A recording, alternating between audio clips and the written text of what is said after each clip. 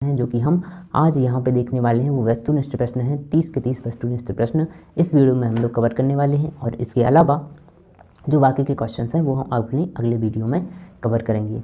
तो चलिए हम शुरू करते हैं। जो पहला हमारा क्वेश्चन है वो है सही विकल्प चुनकर लिखिए। तो सही विकल्प चुनकर लिखिए। फर्स्ट है आपका सोने और प्लेटिनम को गलाने वाले अम्ल का नाम बताइए। तो एक ऐसे अम्ल का नाम बताना है जो सोने को, प्लेटिनम को या फिर कोई अन्य धातु को भी गला सकता है।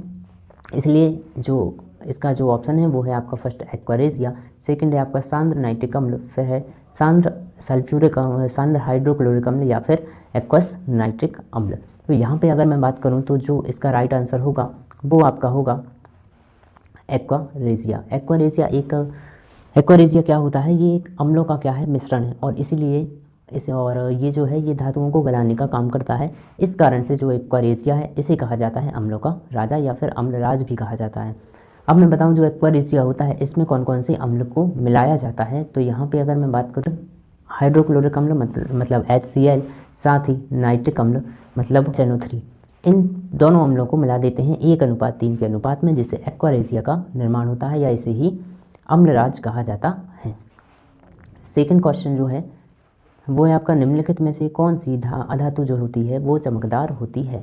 तो यहाँ मैं बात करूँ सल्फ़र जो कि चमकदार नहीं होती है, ऑक्सीजन और नाइट्रोजन तो और भी चमकदार नहीं होते क्योंकि ये क्या हैं, ये गैसेस हैं हमारे वातावरण में। तो यहाँ पे जो राइट आंसर होगा वो होगा आपका आयोडीन अधातु है और साथ में ये चमकदार भी होती है। अगले क्वेश्चन को हम देखते हैं। अगला जो हमारा क्वेश्चन है वो है कि कार्बन का परमाणु क्रमांक क्या है।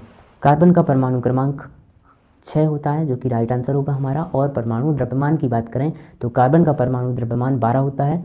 कार्बन की संयोजकता की बात करें तो कार्बन का अगर हम इलेक्ट्रॉनिक विन्यास लिखें 6 इलेक्ट्रॉन के हिसाब से तो पहली कक्षा में 2 इलेक्ट्रॉन आएंगे, साथ ही दूसरी कक्षा में 4 इलेक्ट्रॉन आएंगे। इस हिसाब से जो कार्बन की संयोजकता है वो 4 होती है, जो है वो 4 सहसंयोजी बंधों का निर्माण करता है। इसी कारण से कार्बन के इतने सारे यौगिक भी पाए जाते हैं।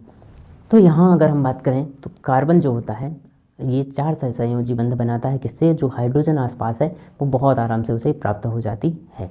तो सहसंयोजी बंध के द्वारा कार्बन अपनी संयोजकता को पूरा करता है। तो अगले क्वेश्चन को हम देखते हैं।